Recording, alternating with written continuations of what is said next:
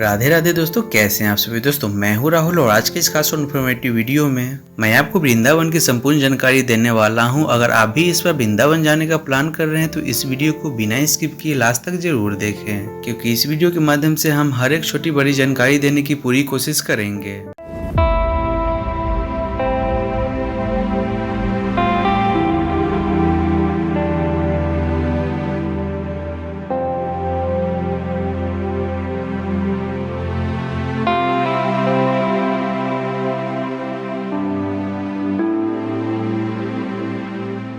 वृंदावन भारत के उत्तर प्रदेश के मथुरा जिले में स्थित एक प्राचीन और धार्मिक नगरी है। इसका इतिहास मुख्य रूप से भगवान श्री कृष्ण की बाल और किशोरी लीला से जुड़ा हुआ माना जाता है। कहा जाता है कि श्री कृष्ण ने अपने बचपन और युवावस्था का एक महत्वपूर्ण समय वृंदावन और ब्रज क्षेत्र में बिताया था। वृंदावन की गलियों में चलते चलते आपको ऐसा लगेगा कि ये गलियां आपसे कुछ कह रही है और इन गलियों में भजन कीर्तन और राधे राधे सुनाई देता रहता है, जिससे आपको मन की शांति और थकान दूर हो जाएगा। दोस्तों, वृंदावन आके आपको ऐसा लगेगा जैसे आप खुद को सौंपने आए हो, क्योंकि वृंदावन आने वाले हर व्यक्ति जितने दिन भी ठहरे वे तन मन और धन से वृंदावन के वासी हो जाते हैं और राधे राधे अपना सा लगने लगता है। कहते हैं कि वृंदावन की परिक्रमा सिर्फ रास्ता पूरा करने का नाम नहीं है। लगभग 11 से 12 किलोमीटर की यह परिक्रमा श्रद्धालु पैदल पूरा करते हैं और रास्ते में आने वाले मंदिरों, आश्रमों, कुंजों और यमुना से जुड़े स्थानों को प्रणाम करते हुए आगे बढ़ते हैं।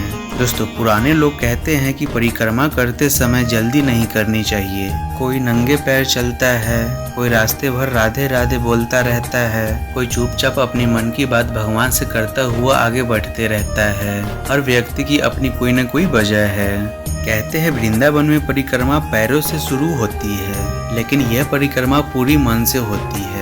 अगर आप वृंदावन घूमना चाहते हैं तो आपको पहले वृंदावन को समझना पड़ेगा। अगर आप वृंदावन को समझ गए तो आपको घूमने में बहुत आनंद आएगा। राधे राधे दोस्तों, हम इस वीडियो के माध्यम से हर एक छोटी बड़ी जानकारी देने की पूरी कोशिश करेंगे।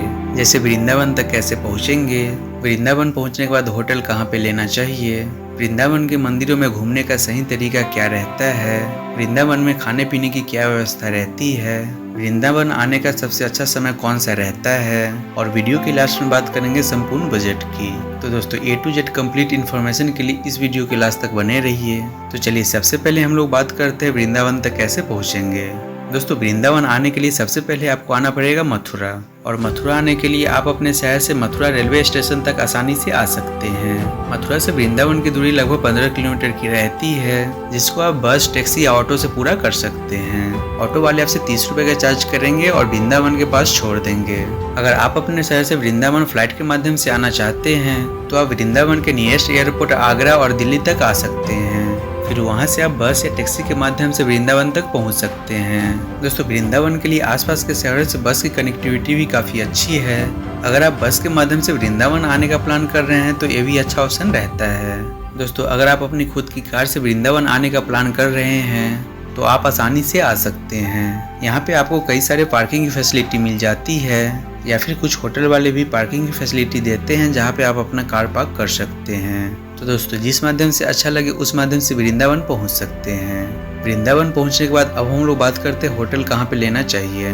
दोस्तों, ऐसे तो पूरे वृंदावन में कहीं भी होटल ले सकते हैं, लेकिन मैं आपको एडवाइस करूँगा आप प्रेम मंदिर के साइड या अटल्ला चुंगी के साइड होटल ले सकते हैं, जिससे आप सभी मंदिरों में अच्छे से दर्शन करने के बाद वापस होटल में आके आराम कर सकते हैं। यहाँ पर होटल की रेट की बात करें तो AC रूम 800 रुपये और नॉन AC रूम 600 रुपये से स्टार्टिंग हो जाती है। फिर जैसा बजट आप अपने हिसाब से होटल बुक कर सकते हैं। दोस्तों, एक अच्छा सा रूम लेने के बाद कुछ देर आराम करेंगे और फिर बात करते हैं यहाँ पर घूमने का सही तरीका क्या रहता है। दोस्तों, वृंदावन के मंदिरों में घूमने का सबसे अच्छा तरीका रहता है कि आप सुबह के टाइम बांके बिहारी साइड के मंदिरों में दर्शन कर लें, फिर दोपहर में कुछ देर आराम करें, फिर शाम के टाइम चार धाम और प्रेम मंदिर में दर्शन कर सकते हैं। तो दोस्तों, सबसे पहले हम लोग चलेंगे बांके बिहारी मंदिर में दर्शन करने के लिए। प्रेम मंदिर साइड से बांके बिहारी की दूरी लगभग 2 से 3 किलोमीटर की रहती है, जिसमें ऑटो वाले आपसे 10 रुपए के चार्ज करेंगे और बांके बिहारी मंदिर के पास छोड़ देंगे। यहाँ पर आप बंदरों से सावधान रहे, नहीं तो आपके फोन और चश्मा लेकर भाग सकते हैं। दोस्तों, बांके बिहारी मंदिर में काफी भीड़ इकट्ठी होती है।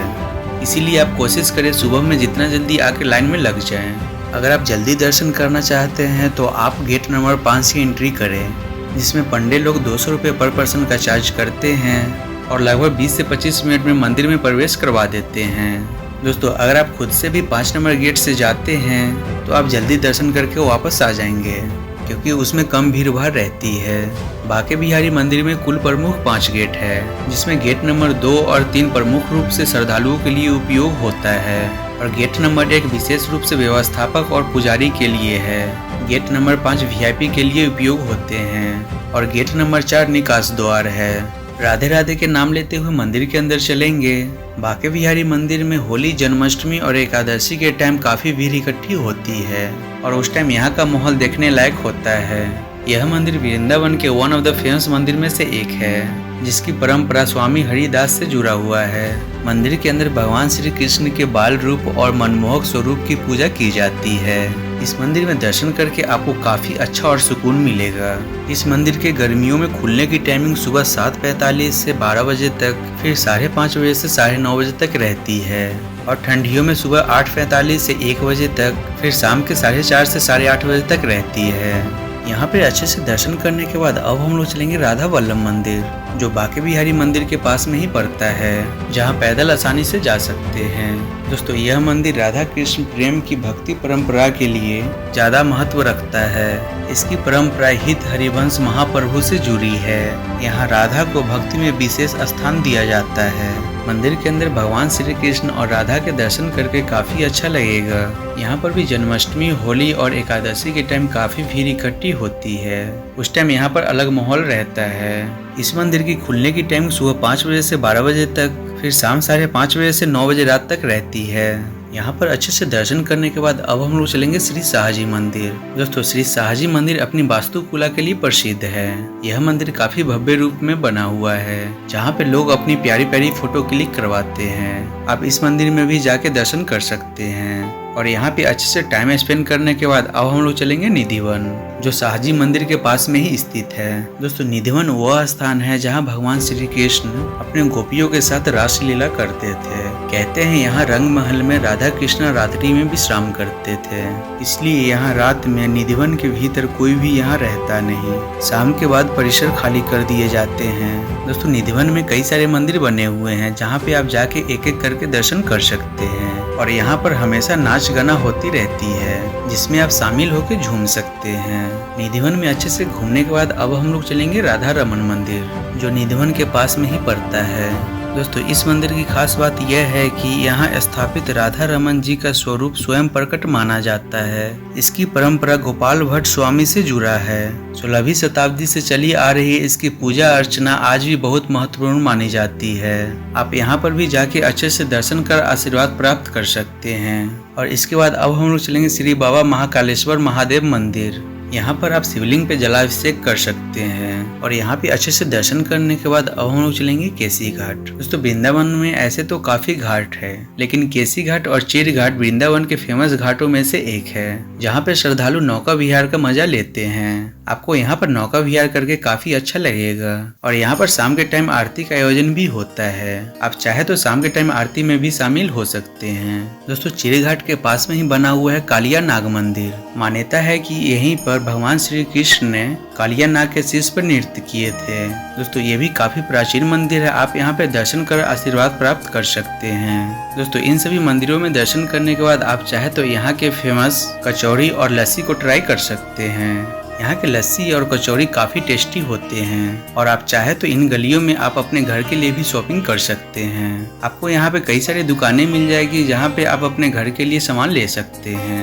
दोस्तों, इन सभी प्लेसेस को अच्छे से कवर करने के बाद आप दोपहर में अपने रूम पे आराम कर लें। फिर शाम में हम लोग सबसे पहले चलेंगे चार धाम। दोस्तों, प्रेम मंदिर से चार धाम की दूरी लगभग 4 से 5 किलोमीटर की रहती है, जिसमें ऑटो वाले 20 रुपए के चार्ज करेंगे और चार धाम के पास छोड़ देंगे।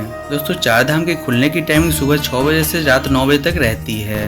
दोस्तों, इस चार धाम में माँ वैष्णो देवी धाम, शिव धाम, राधा कृष्णा धाम और शनि धाम के दर्शन करेंगे। मंदिर के अंदर प्रवेश करते ही मां वैष्णो देवी की विशाल प्रतिमा दिखेगी, जिसे आपको देख के काफी अच्छा लगेगा।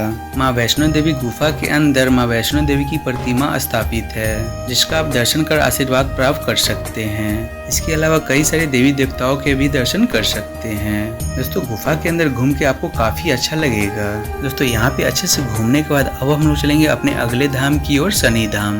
दोस्तों शनि मंदिर के अंदर भगवान शनि देव की विशाल प्रतिमा स्थापित है, जिसे आप दर्शन कर सकते हैं। इसके अलावा कई सारी देवी देवताओं के मंदिर भी स्थापित है, जिसे आप दर्शन कर सकते हैं। दोस्तों मंदिर के अंदर घूम के काफी अच्छा लगेगा और इन सभी मंदिरों में आप अपना प्यारी प्यारी फोटो क्लिक जरूर करवाएं। दोस्तों मंदिर के अंदर घूमते घूमते अगर आपको भूख लगती है तो चारधाम मंदिर के अंदर ही रेस्टोरेंट बना हुआ है, जहाँ पे आप कुछ खा पी सकते हैं। और फिर चलेंगे हम लोग शिव धाम। दोस्तों यहाँ पे शिव जी की विशाल प्रतिमा स्थापित है, जिसे आपको देख के काफी अच्छा लगेगा। मंदिर के अंदर भगवान शिव और पार्वती जी की प्रतिमा स्थापित है, जिसे आप दर्शन कर आशीर्वाद प्राप्त कर सकते हैं। दोस्तों शिव धाम के अंदर कई सारे शिवलिंग भी स्थापित है, जिसके बारे में आप इसे पढ़कर अधिक जान सकते हैं। दोस्तों यहाँ पे अच्छे से दर्शन करने के बाद अब हम लोग चलेंगे राधा कृष्णा धाम। दोस्तों मंदिर के अंदर भगवान श्री कृष्ण और राधा की प्रतिमा स्थापित है, जिन्हें आप दर्शन कर सकते हैं। इसके अलावा दीवारों पे कई सारे चित्र बनाए गए हैं, उसके नीचे दिए गए वर्णन को पढ़ के भगवान श्री कृष्ण और राधा के बारे में अधिक जान सकते हैं। दोस्तों ये भी काफी खूबसूरत मंदिर है, आप यहाँ पर भी आए तो अपनी प्यारी प्यारी फोटो क्लिक जरूर करवाएं। दोस्तों यह चारधाम काफी खूबसूरत और अच्छे तरीके से बनाया गया है, जिसको आपको घूमने में लगभग 2 से 2.5 घंटे का समय लग सकता है। दोस्तों अगर आप वृंदावन आ रहे हैं तो आप चारधाम जरूर आए, आपको यहाँ पर घूमकर काफी अच्छा लगेगा। और यहाँ पे अच्छे से घूमने के बाद अब हम लोग चलेंगे प्रेम मंदिर। दोस्तों प्रेम मंदिर वृंदावन के वन ऑफ द फेमस मंदिर में से एक है, जहाँ पर काफी भीड़ इकट्ठी होती है। प्रेम मंदिर की खुलने की टाइमिंग सुबह 8:30 बजे से 12 बजे तक, फिर शाम 4:30 बजे से 8:30 बजे तक रहती है। दोस्तों इस मंदिर की खूबसूरती शाम के टाइम लाइट्स में बढ़ जाती है, इसलिए ज्यादातर श्रद्धालु शाम के टाइम ही प्रेम मंदिर घूमने के लिए आते हैं।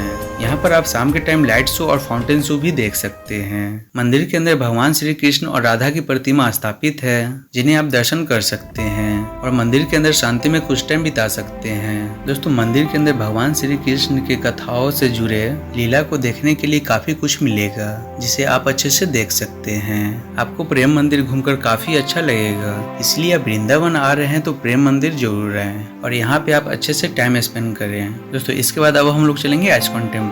दोस्तों आइस्कॉन टेम्पल प्रेम मंदिर के पास में ही स्थित है। आइस्कॉन मंदिर श्री कृष्णा और बलराम को समर्पित है, जहाँ पे आप जाके अच्छे से घूम सकते हैं। दोस्तों मंदिर के अंदर शॉर्ट्स अलाउड नहीं है, इसलिए मैं नहीं जा पाया, लेकिन मैं इस मंदिर को अच्छे से घूम चुका हूँ। मंदिर के अंदर नाच गाना भजन होते रहता है, जिसे आपको देख के काफी अच्छा लगेगा, इसलिए आप शाम के टाइम आइस्कॉन टेम्पल जरूर जाएं। इस मंदिर की खुलने की टाइमिंग सुबह 4:30 बजे से 1 बजे तक, फिर शाम 4 बजे से रात 8:30 बजे तक रहती है। दोस्तों ये थे वृंदावन के कुछ फेमस प्लेसेस, जहाँ पे आप आते हैं तो अच्छे से दर्शन कर सकते हैं। अब हम लोग बात करते हैं वृंदावन में खाने पीने की क्या व्यवस्था रहती है। दोस्तों यहाँ पे खाने पीने की कोई भी कमी नहीं रहती है। आपको यहाँ पे कई जगह पे होटल या ढाबे मिल जाएंगे, जहाँ पे आप 100 से 150 रुपए पर थाली के हिसाब से पेट भर भोजन कर सकते हैं। दोस्तों अब हम लोग बात करते हैं वृंदावन घूमने के लिए आपको कितने दिनों का टूर प्लान करना चाहिए। दोस्तों आपको यहाँ पे घूमने के लिए 1 डे 1 नाइट का प्लान काफी है, लेकिन आप यहाँ पे घूमने के लिए 2 डेज 1 नाइट का प्लान करें, जिससे आप वृंदावन के सभी मंदिरों में अच्छे से दर्शन कर सके